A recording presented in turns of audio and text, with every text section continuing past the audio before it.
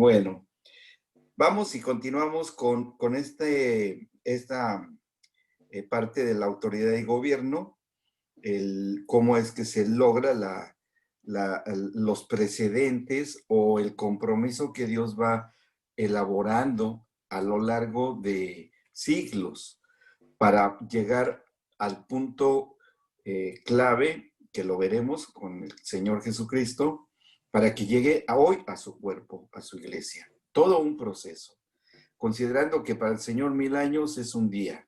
Entonces, aunque esto haya ocurrido hace 2000 años, no, 3000 años más o menos, realmente no es mayor problema para el Señor. Son 3 días que pasó esto para Él. Entonces, para nosotros son 3000 años. Para Él, no, para Él es menos tiempo. Entonces, estamos analizando este pacto de autoridad y gobierno, encontrando la persona clave, que es el rey David. Tenía que ser un rey, tenía que ser alguien que tuviera comunión con él, tenía que ser también alguien que fuera representativo en cuanto a la economía. Bueno, que finalmente un rey, creo que en ese sentido no tiene mayor problema. Pero vamos a ver que la autoridad, y esto es importante que no lo olviden, todos los pactos que tienen la óptica de la familia, porque esa es nuestra perspectiva, del principio del curso lo dije, todo va a ser el primer lente que el Señor ve. O sea, ya han visto, no sé cómo han visto al interior de un telescopio, tiene una serie de lentes que magnifican la visión. Se tiene un lente, después tiene otro, y después tiene otro en tamaño y potencia, pero se ve el mismo punto. Lo mismo, lo que se quiere ver es lo que se ve. Entonces, en la óptica con respecto a la familia, es así como el Señor lo ve. El primer lente que Él ve, que ya desde que Él está, es la comunión. El primer lente inmediato es la comunión. Y detrás de ahí está el que todo lo sabe y el que todo lo ve, que es el Señor. El segundo lente en nuestro estudio es el lente, o la lente, como se diga, de la familia. Después estarán las otras instituciones, gobierno y autoridad, y administración, economía. Pero siempre están todas, siempre están todas. En esa visión, en esa óptica celestial o divina, es que ninguno de estos lentes debía faltar, ninguno de estos. Y si bien esto va dirigido a la autoridad y gobierno, pero todos los lentes tienen que estar completos. Ahora, cuando nosotros vemos que en la institución de la autoridad y del gobierno, en cuanto al primer matrimonio que fue Adán y Eva, también hay una falla, hay una falencia grave. ¿En qué fue esa postura de error? Que todavía no había ley, y esto es interesante, porque al no haber ley, no había comisión de pecado. ¿Se dan cuenta? El único pecador, que yo se los comenté cuando estudiamos el origen del mal o de Satanás mismo, Satanás es considerado como el primer pecador en la creación, pero porque él estaba sujeto a las leyes espirituales, no la ley de Moisés. ¿Me explicó? Entonces, Satanás no va a poder ser juzgado por la ley de Moisés. ¿Me explicó? Eso es interesante. Sino que Satanás va a ser juzgado por las leyes que él instituyó, en las leyes eternas, que hay cosas que a nosotros no nos ha sido dada a conocer aún. Son los misterios de los que habla la palabra. Simplemente será juzgado por las leyes instituidas por el Señor desde el principio de la creación, empezando por la creación de los ángeles. O sea, todo eso fue bajo un régimen porque el Rey del universo, el Rey y Señor, al ser rey es porque un rey necesita súbditos y los súbditos necesitan estar bajo leyes, por simple lógica. Entonces, todos los espíritus que Dios creó en forma de ángeles o mensajeros, por haber sido creados por un soberano, estarían o tienen que estar bajo una ley. Y bajo esa ley será juzgado Satanás en el juicio del trono blanco. Ahora, su coparticipación de él, de violar o hacer que se violara la ley de Moisés, ya lo hace a él promotor de un delito, una infracción espiritual. Por ahí sí puede ser juzgado Satanás con respecto a la ley de Moisés, pero no por medio de la ley misma de Moisés, sino por esa ley. ¿Me explicó? Entonces, ¿cuál fue la grave infracción que se dio en el cual él, por eso es que él se atreve a decirle a Adán y a Eva, con que el Señor les ha dicho, ¿se acuerdan? Que no comieran de este árbol. ¿Por qué se atrevió a decir eso Satanás? Porque estaba él moviéndose no bajo la ley de Moisés, sino como para la ley que se les dio a él y a los ángeles que se rebelaron, pero bajo la cual no estaban Adán y Eva. Ni tampoco ellos estaban bajo la ley de Moisés porque todavía no se había dado. Entonces, ¿cuál es el principio perverso en el cual incurre Satanás que los succiona o se los atrae a su terreno, ¿sí? De hacerlos partícipes de una ley que ni les correspondía a ellos, porque no había ley de Moisés. Pero ¿cuál sí fue la ley que los hace la desobediencia? Y porque eso es, ¿se acuerdan ustedes? Que le dice a Lucifer, que todavía era, bueno, no, ya era Satanás, lo hace, les dice que la base de su pecado fue la desobediencia. Y ahí radica todo. Si leemos el Deuteronomio, las leyes de la obediencia y la desobediencia, aunque sí están en la ley de Moisés, pero a los autores de toda la Torah, de los 5 primeros libros del Pentateuco, están incluidas ahí. Pero realmente, Deuteronomio 29 y 28 y 29 del Deuteronomio son toda una revelación de esta ley primigenia que se le dio a Adán y Eva sin que hubiera la ley de Moisés, aunque estuviese para nosotros hoy, está dentro de lo que es la ley de Moisés.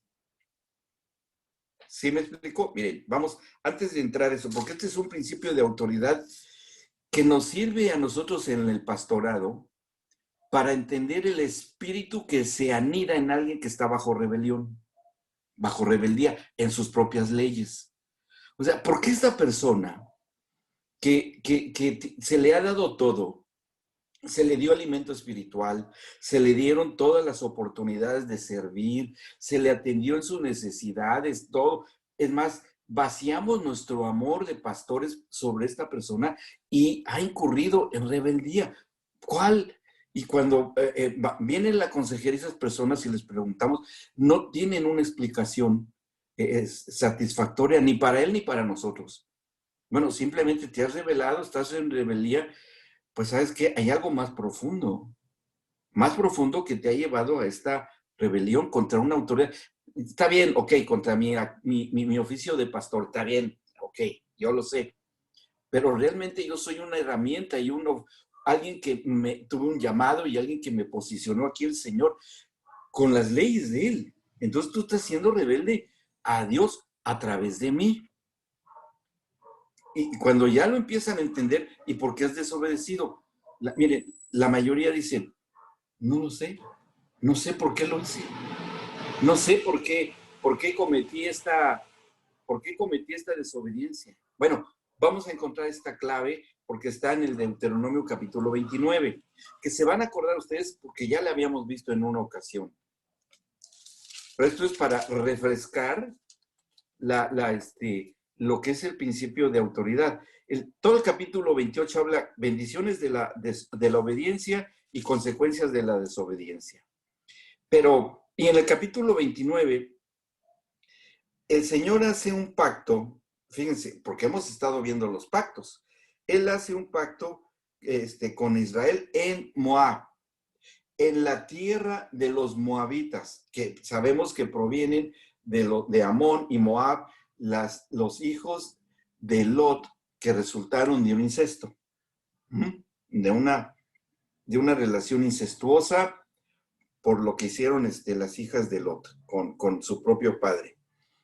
Bueno, dice el 1, estas son las palabras del pacto que el Señor mandó a Moisés que celebrase con los hijos de Israel en la tierra de Moab, además del pacto que concertó con ellos en Horeb.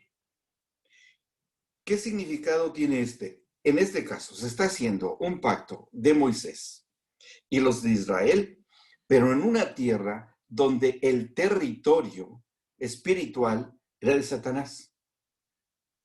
¿Me explicó? O sea, que en la morada del enemigo de Dios, porque ahí estaban los moabitas, el Señor celebra un pacto en la ley, con la ley de Moisés, que se le va a dar a Moisés y al pueblo de Israel. Aquí encontramos una doble intención de parte del corazón de Dios de hacerlo con su pueblo, con Moisés, que es el legislador y el con el que se va a hacer toda la ley, etcétera, para el pueblo de Israel, para los hijos de la tierra, pero en un territorio en donde la autoridad gobernante eran las leyes del enemigo de Dios. O sea, en su misma casa. Y bueno, el único que puede hacer eso, de celebrar un pacto de una naturaleza de esa magnitud, es el Señor.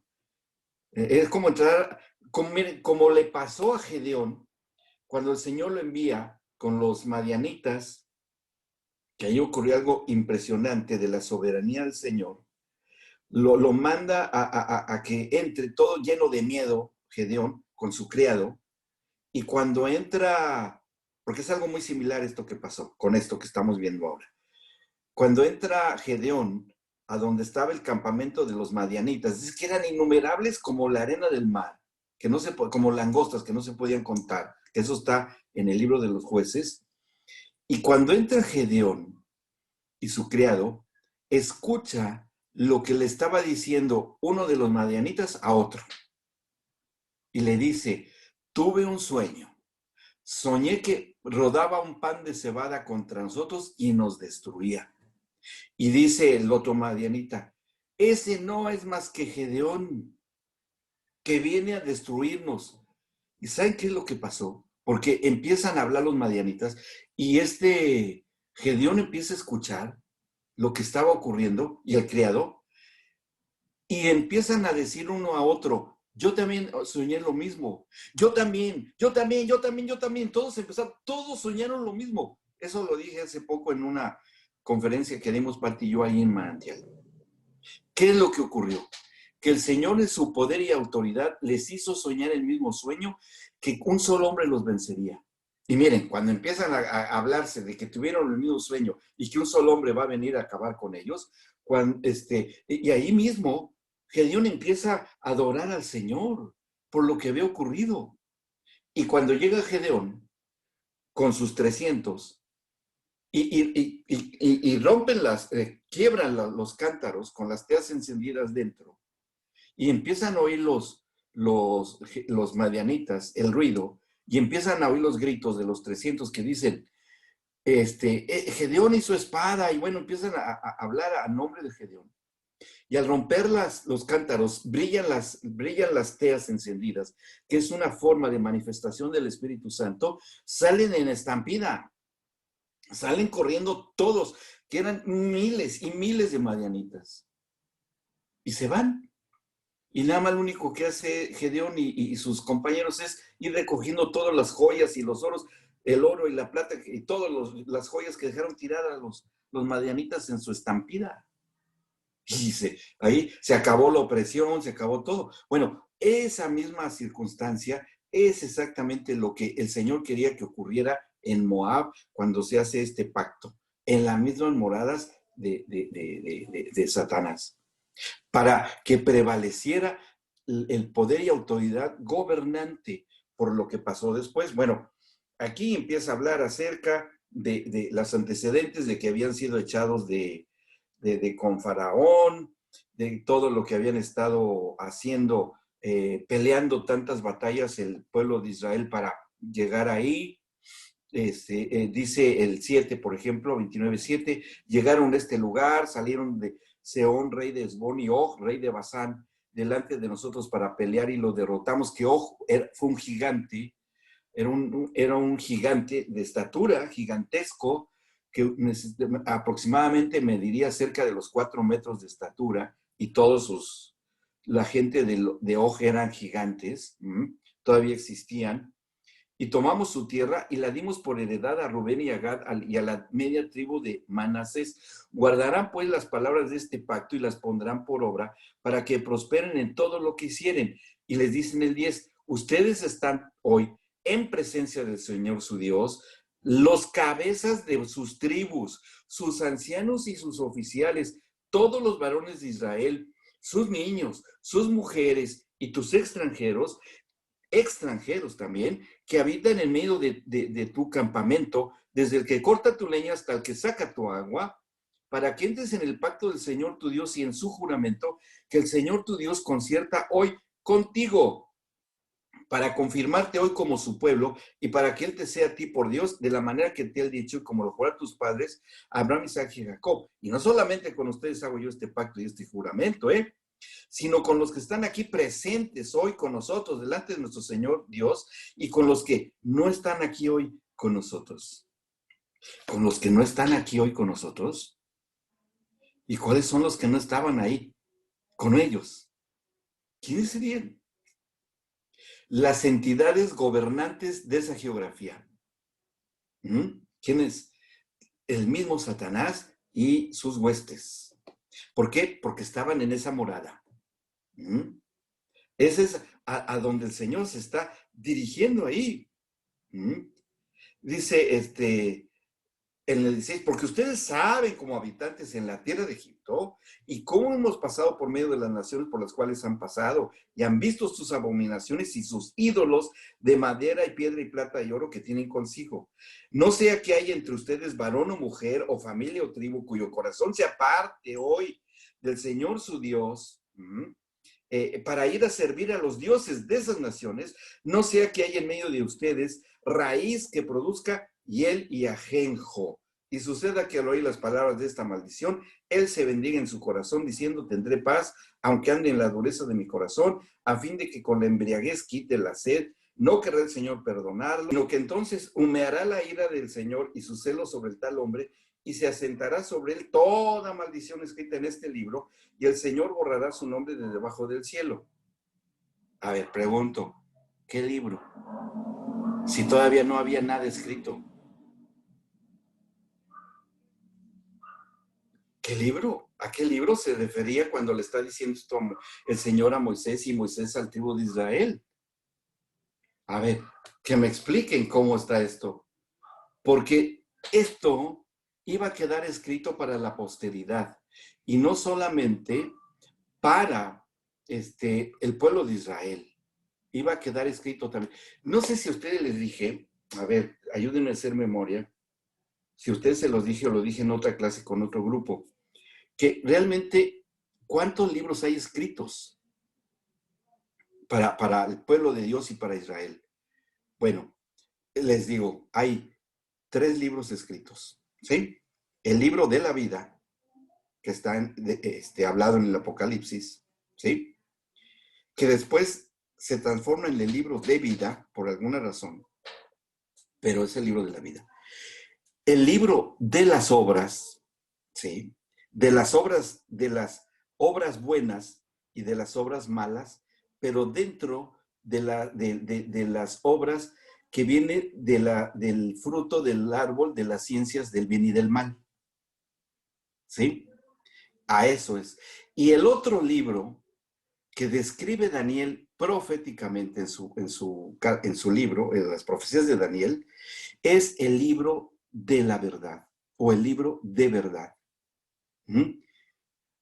¿Qué significa cada libro? Porque esos libros, y ahí lo leemos en Apocalipsis, dice, se abrió el libro, se lo leo porque si no vamos a quedar así un poco en el aire, y no es así, ¿sí?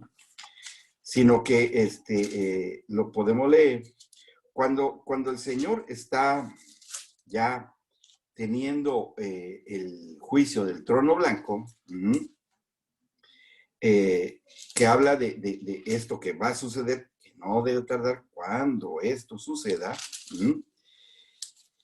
dice así en este acontecimiento que viene. Dice, si me acompañan al capítulo 20, 21, o 20, sí, 20 de Apocalipsis 11. Nos vamos para ahí rápidamente. Fíjense, va ahí el versículo 11, Apocalipsis 20. Y vi un gran trono blanco y al que estaba sentado en él. Todo eso tiene que ver con la autoridad, ¿sí? Por eso, a lo mejor estoy abriendo muchos ventanitas, pero todo esto tiene que ver con lo que vamos a llegar. Por eso fue tan importante lo que ocurrió con David, con Moisés, con Adán y Eva. Dice el 11, y vi un gran trono blanco y al que estaba sentado en él, de delante del cual huyeron la tierra y el cielo. Es decir, desaparece las dimensiones de tiempo y espacio o de la materia, ¿sí? Es decir, que esto nos hace entender que se está o se habrá de manifestar en el tiempo de lo que es eterno, si le podemos llamar tiempo, ¿sí? En el ámbito de lo eterno y en la región de donde habita Dios mismo, que no es una dimensión material, es una dimensión totalmente espiritual. Y en el tiempo de lo eterno donde se mueve Dios. Bueno, ¿para qué? Para que se pudiese juzgar todo lo que ha sido creado fuera del control del tiempo, del envejecimiento y de las leyes que operan hoy en lo temporal. ¿Ok? Bueno, dice, delante del cual huyeron la tierra y ningún lugar se encontró para ellos. Es decir, que no están, ¿por qué? Porque no tenían que estar ya ahí. Simplemente deja de tener sentido el tiempo que hoy lo medimos y la materia y la dimensión material en la cual nos movemos. Porque así va a ser este juicio. Bueno, dice, y vi a los muertos, grandes y pequeños, de pie ante Dios. Dice, y los libros fueron abiertos. Plural, los libros. Dice, los libros fueron abiertos. Mínimos, ¿cuántos deben ser? Sí, Mari. ¿Por qué dice muertos grandes y pequeños? En obras. Ahora van a ver por qué. Ah, bien. Ahí van a ver, ¿sí? Fíjense, dice los libros. Mínimo, ¿cuántos deben ser? Mínimo. 2, mínimo. Y que de lo mismo habla de los tiempos de la tribulación el Señor, ¿sí? Con profeta Daniel, un tiempo, 2 tiempos, ¿sí? Que son 3 etapas, 3 periodos, la tribulación, el medio de la tribulación, la transición a la gran tribulación. 3 días y medio. Un tiempo, 2 tiempos y medio tiempo. Bien, en el caso de Daniel. Bueno, aquí dice, los libros, y otro libro fue abierto. Ah, entonces, ¿cuántos son? 3 libros. 3 libros. Dice, el cual es el libro de la vida. ¿Cuáles son esos otros 2 libros? Y dice, y fueron juzgados los muertos por las cosas que estaban escritas en los libros según sus obras. Bien, ahora, entendamos esto. Dice acá, fueron juzgados los muertos por las cosas que estaban escritas en los libros. ¿En cuáles? A los que hace referencia en el versículo 12. Y los libros. Los libros, ¿qué había escrito en ellos? Aquí dice, fueron juzgados cada uno según sus obras. ¿Y cuáles son esas obras? Las obras de la carne. ¿Cuáles obras de la carne? Las obras buenas y las obras malas de la carne. ¿Sí? de los cuales habla Pablo en Gálatas. ¿Ok? ¿Por qué? Porque las cosas, les pongo un ejemplo de obras buenas y obras malas, que provienen del árbol de las ciencias del bien y del mal. ¿Sí? Obras buenas. La farmacología. Bien, pregunto, ¿hay extractos de plantas que pueden sanar? Hay plantas que se vuelven adicciones a esas plantas, pero cuando son bien dosificadas y usadas, sirven para quitar el dolor, que se usan en la medicina. Y cuando se sacan de ahí, son obras buenas. ¿Me explicó? Pero finalmente provienen de una creación bajo maldición. Pero son obras buenas, cuando es farmacología. Pero eso mismo, cuando se utiliza para vender, para negociar, y detrás de la cual hay violencias y hay que se les quite la vida a personas y todo eso, las mismas plantas, los mismos extractos, ahí son ciencias del mal. Es lo mismo, es lo mismo. Pero según el corazón de los hombres, es para lo que se transforma. Entonces, y va en proporción, ¿eh? Yo puedo decirme muy buena persona. Apenas el apóstol Juan Ballesteri habló acerca de esto en las conferencias pasadas. Yo puedo decir que asisto a la congregación y sirvo y todo. Fíjense, hay un versículo que después les digo cuál es, que está ahí por Levítico, que aquellos que fueron, que se decían buenos, que hacían obras buenas y que se congregaban y que nacieron de nuevo y todo, ahí por ahí dice, en uno de los profetas, dice, ustedes que, y de eso da a entender, que hicieron obras buenas, pero que fueron salvos, yo no los voy a dejar que se sienten en mi mesa. Ustedes servirán eternamente solamente como siervos. ¡Wow! Aún a los que conocen al Señor. Por ahí algún día les voy a decir dónde está eso, porque eso es fuertísimo, sobre todo para los que tienen un llamado al oficio que sea, pastor, maestro, apóstol, etcétera. Y está esa consigna. Bueno, pero no es el tema. Entonces, estos van a ser juzgados. Y después está el otro libro que también se menciona acá, el libro de la vida. ¿Por qué? Porque no se encontró su nombre en el libro, escrito en el libro de la vida. No se encontró ahí su nombre. Pero nos queda la duda, ¿qué será entonces el libro de verdad o el libro de la verdad? Porque dice que son tres. Dice el árbol de la vida, ¿sí? Y dos libros más. O sea, habla de tres libros. Pero en un solo libro, de los que se acaban de mencionar, están escritas esas obras, las obras de la carne, por el cual van a ser juzgados estos. Ahí en un solo libro hay esas dos. El libro de la vida es donde queda inscrito el nombre de los que recibimos a Cristo y nacemos de nuevo y hacemos las cosas que Dios nos ordena hacer. ¿Me explicó? Es decir, ahí se va a leer a ver, ¿está el nombre de tal persona? Sí, aquí está en el libro de la vida. Porque si habla de vida, ¿de qué tipo de vida hablará? De la vida en Cristo, de la vida en el Señor, de la vida cumpliendo el mandamiento, los decretos del Señor, etcétera, ¿sí? Para poder estar apuntados en ese libro de la vida. ¿Y qué tipo de vida será? ¿Terrenal o eterna? La vida terrenal. Y el que tiene al Hijo de Dios tiene la vida eterna. ¿Bien? Ahora, pero aún así, todavía nos queda la duda de lo que sea el otro libro más. Bueno, eso Daniel lo habla y lo dice también cuando habla acerca de otro libro más.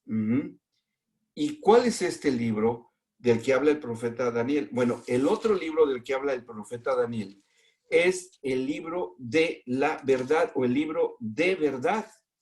¿Sí? Este libro que le fue mostrado al profeta Daniel, cuando recibió él todas las revelaciones que tuvo, y que fueron impresionantes cuando habla de las bestias y cuando habla acerca de todo, porque esto en el capítulo 8 del Daniel 8, de Daniel 8.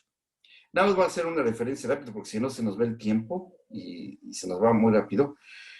Dice en el versículo 17, oí una voz de hombre entre las riberas de 17, perdón. Vino luego desde donde yo estaba, está hablando Daniel, y con su venida me asombré y me postré sobre su rostro, pero él me dijo, entiende, hijo de hombre, porque la visión es para el tiempo del fin. El tiempo del fin. ¿Y cuál es el tiempo del fin? El que estamos hablando de Apocalipsis.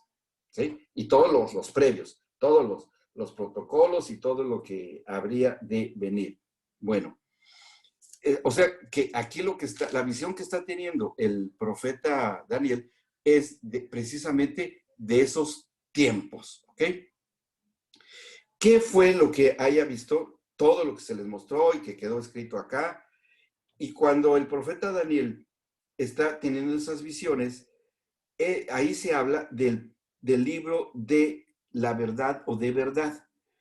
Y sabemos quién es la verdad. ¿Quién sabemos que es la verdad? Como lo reconoce Cristo, ¿sí? ¿Qué hay escrito en el libro de verdad de lo cual tuvo esa visión el profeta Daniel? La visión que él tuvo es de lo que escribe el Señor Dios y Cristo en nuestra vida de creyentes. Lo que escribe él en ese libro. Fíjense, en el libro de la vida se escribe lo que nosotros hacemos para el Señor. ¿Sí? Porque por eso se va, ya se ha pasado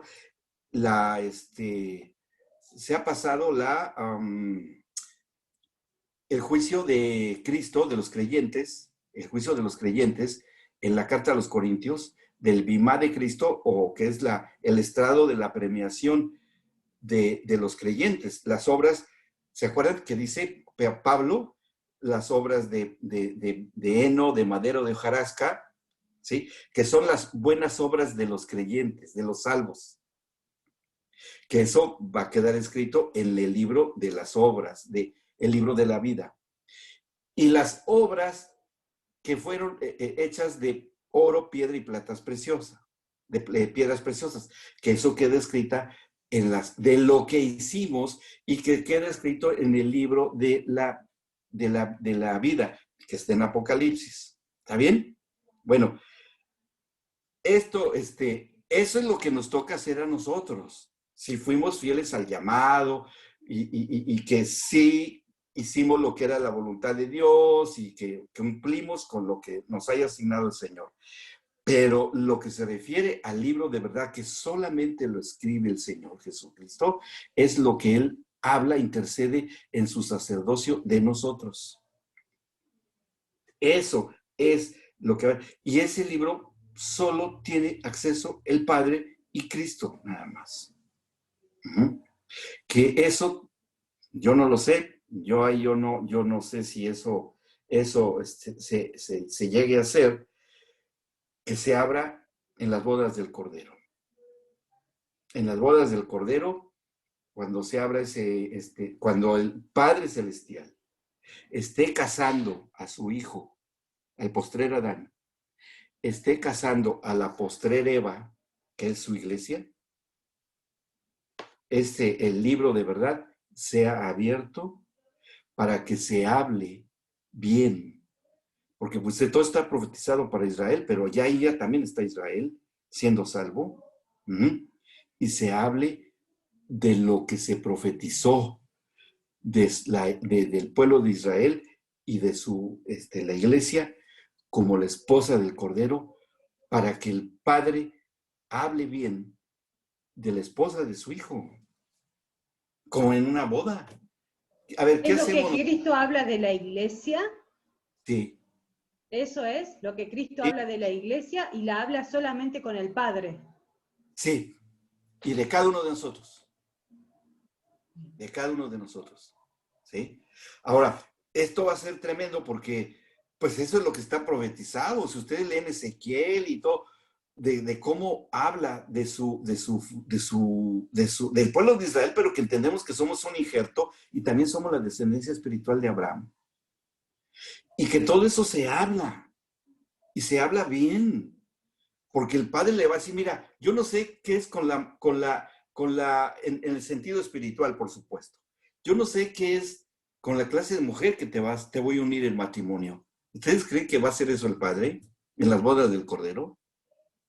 ¿No? Le va a decir, hijo, de lo que por quien tú diste tu vida y por quien yo hablé tanto y profeticé por mis profetas, que la limpiamos de sus sangres, que le encontraste que se prostituía, que le encontraste que se vendía, que fue infiel y que tantas veces, mira, ahora cómo está vestida de lino blanco, porque son las acciones justas de los santos, ¿sí? Vestida de lino limpio, resplandeciente, y ahora está acá. Mira con quién te voy a unir en matrimonio eterno.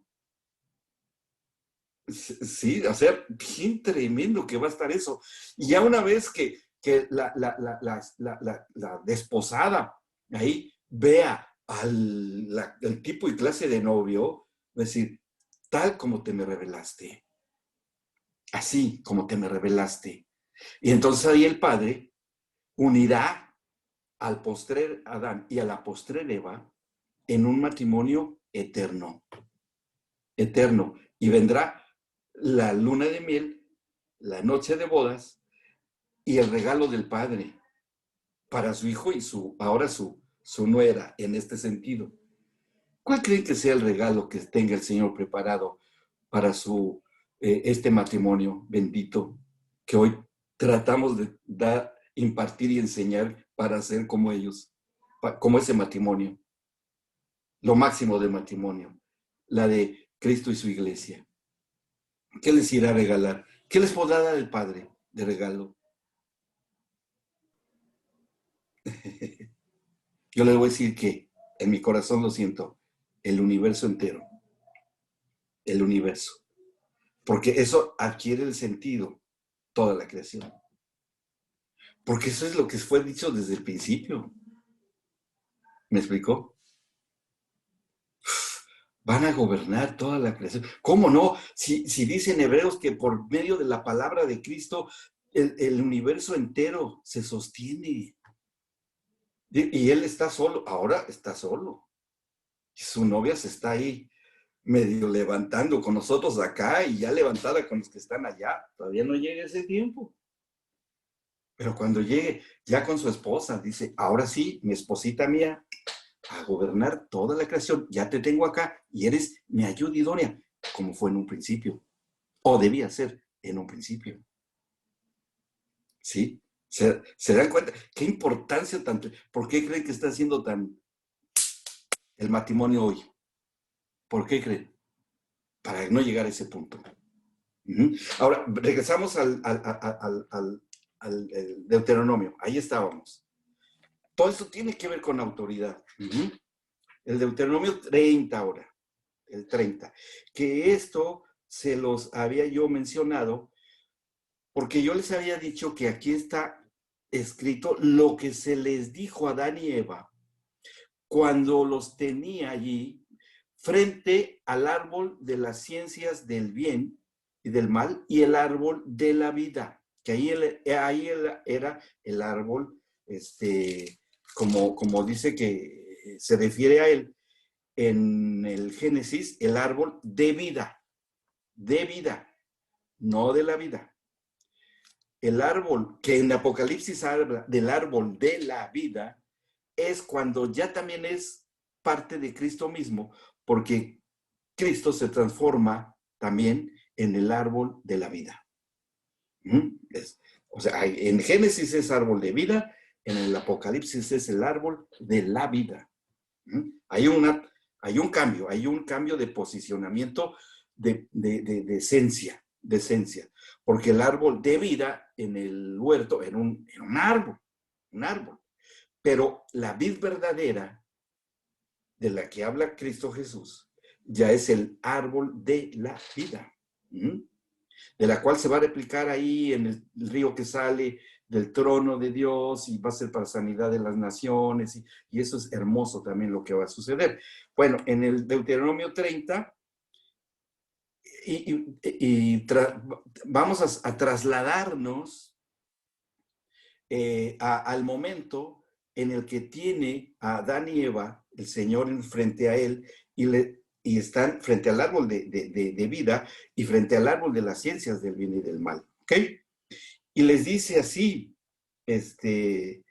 vamos a leer capítulo 30, desde, valdría la pena leerlo todo, pero bueno. Voy a leer algunas porciones. El 2, versículo 2, el principio del versículo 2. Le está diciendo, sí, está bien que se lo está diciendo al pueblo de Israel, estoy de acuerdo, pero aquí hay doble intención, ¿sí? Doble intención. Dice así, y si te convirtieres al Señor tu Dios y obedecieres su voz conforme a todo lo que ya te mando hoy, tú y tus hijos, con todo tu corazón y con toda tu alma, o sea, está hablando al espíritu y el alma, aunque físicamente los tiene presentes. Esto es importante. Dice, y que bien, ahí habla, el 6 vamos a ver. Y aunque después habla del pueblo de Israel, pero en el 6 dice, y circuncidará el Señor tu Dios tu corazón y el corazón de tu descendencia. Y dice, circuncidará el Señor tu Dios tu espíritu y el espíritu de tu descendencia. Porque habla de circuncisión. Y ustedes saben que en la circuncisión lo que se corta es el prepucio, anatómicamente hablando. ¿Pero se refería aquí el Señor a algo anatómico? No. Se refería al prepucio del corazón. ¿Y cuál es el prepucio del espíritu? Las obras de la carne. Porque cuando médicamente hablando, en la circuncisión de los niños, como médico se los puedo decir, cuando se corta el prepucio de un niño, ¿qué se hace con ese pedacito de piel humana? Se tira, ¿verdad? Se va a la basura. Es inútil, no tiene uso, ya, es más, son obras muertas. Pero así nace ese bebé. Y el bebé, ¿qué va a saber? ¿Qué va a saber que puede ser una piel que puede tener perfectamente su vida normal, aunque se quite esa parte de su cuerpo? ¿Me explicó? Y así son las obras del creyente. Obras de la carne del creyente, de las que habla Pablo ahí en Corintios. Que son obras de heno, hojarasca y madera. Que muchos ponen su congregación y dicen, yo esto lo abrí en el nombre del Señor y todo, y sí, habla y predica y todo, pero tal vez fueron, no, si no lo mandó el Señor, pueden ser obras de la carne. Pero dice, pero vendrá el fuego consumidor por el Señor y serán quemadas, pero no les va a pasar nada, serán salvos. No perderán la salvación. ¿Se dan cuenta? Entonces, eso es lo que se está refiriendo ahí. ¿Y por qué tenía que referirse a algo como el acto de la circuncisión? Porque habla acerca de la procreación, en el sentido espiritual de hacer y de propagar el evangelio para que Dios tenga linaje espiritual. ¿Bien? Y para tener linaje espiritual se necesita paternidad. Y para tener paternidad se necesita un matrimonio. Y se necesita una madre y un padre. ¿Me explicó? Entonces, espérenme, no se me vayan.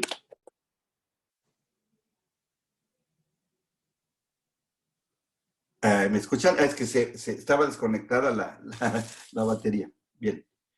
Entonces, esto nos habla, fíjense cuántas cosas estamos encontrando y que tienen referencia, ya resumiendo un poco, el matrimonio eterno de Cristo y su iglesia, el matrimonio primigenio de Adán y Eva, pero que estamos encontrando qué fue lo que ocurrió allí y cómo desafiaron la autoridad gobernante del Padre cuando les ordenó que no comieran del árbol, del árbol de las ciencias del bien y del mal.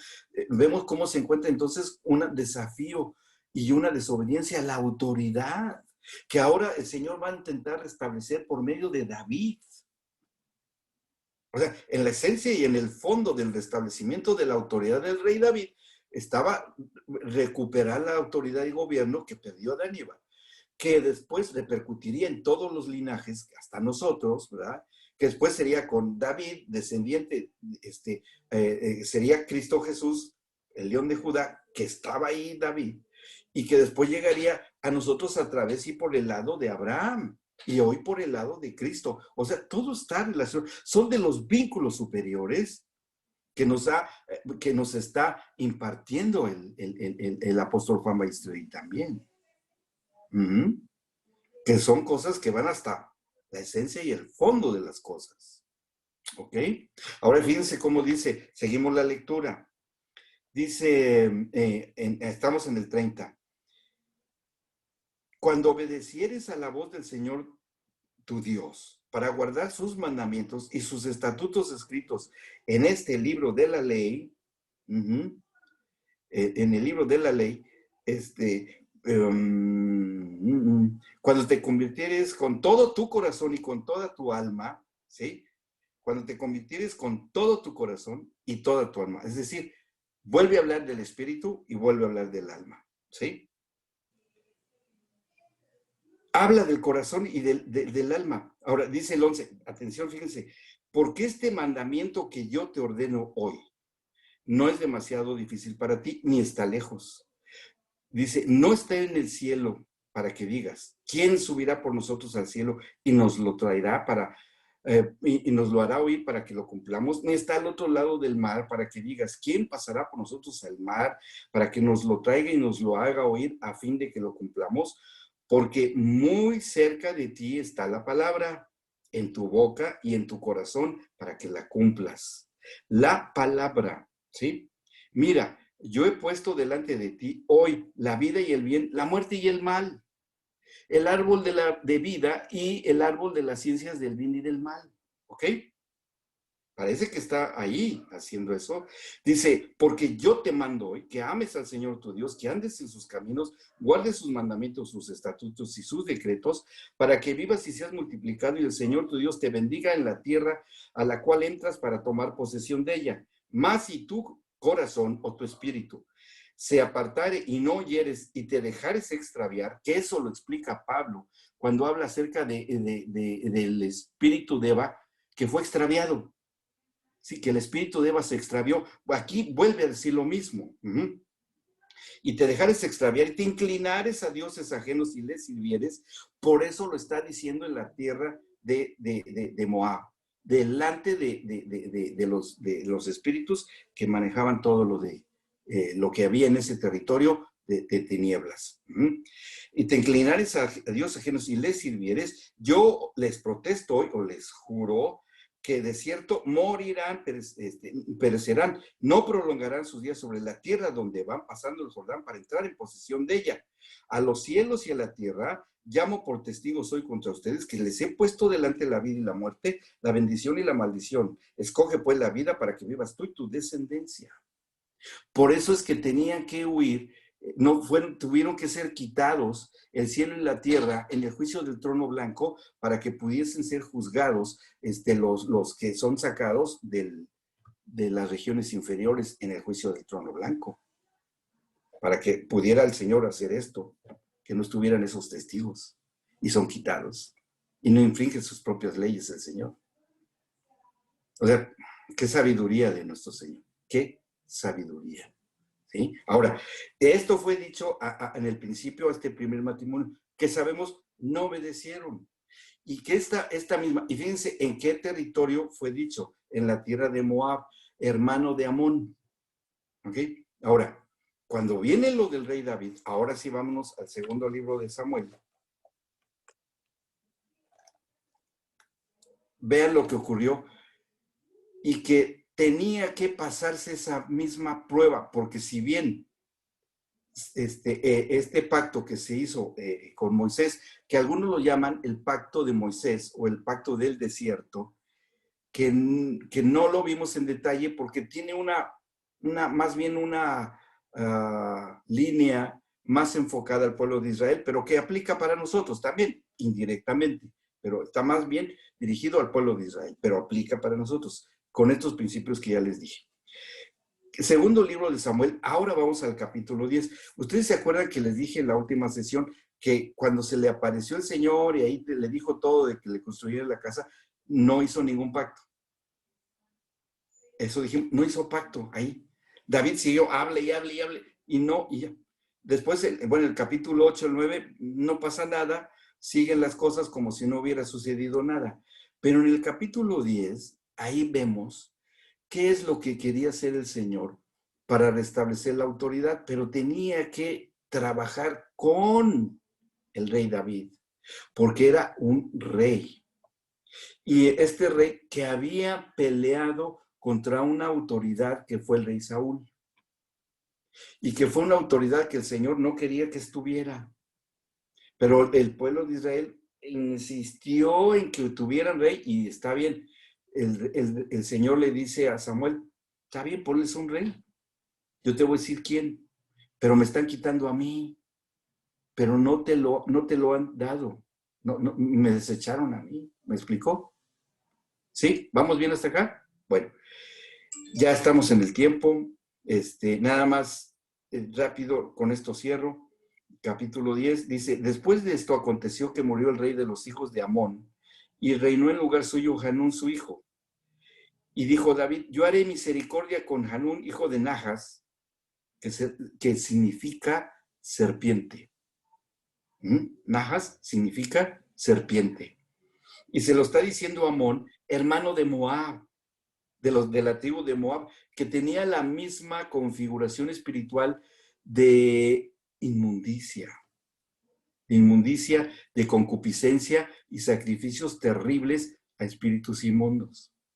Y David hace alianza con Hanún, hijo de Najas. Dice, como su padre la hizo conmigo, ¿sí?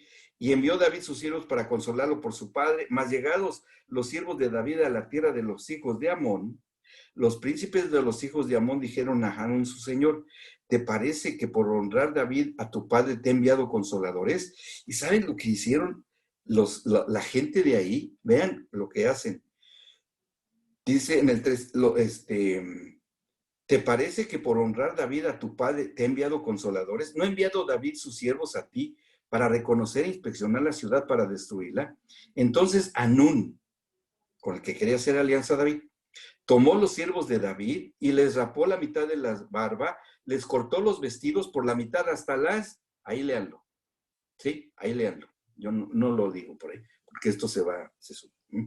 Y los despidió. Oigan, afrentó su dignidad. La dignidad de ellos. Su esencia de su propia persona en cuanto a varones, de siervos del rey David.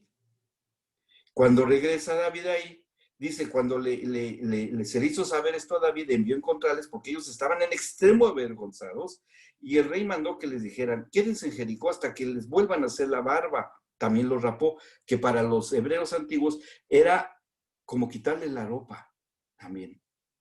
Los avergonzó sumamente a los enviados del rey David. Y entonces vuelvan. Y viendo los hijos de Amón que se habían hecho odiosos a David, enviaron los hijos de Amón y los manda a pelear contra el rey David. Y ahí es donde David va a ser probada su integridad con esta batalla de rey, de autoridad, que finalmente, como Abraham se quedó dormido y todo, y costaron 400 años.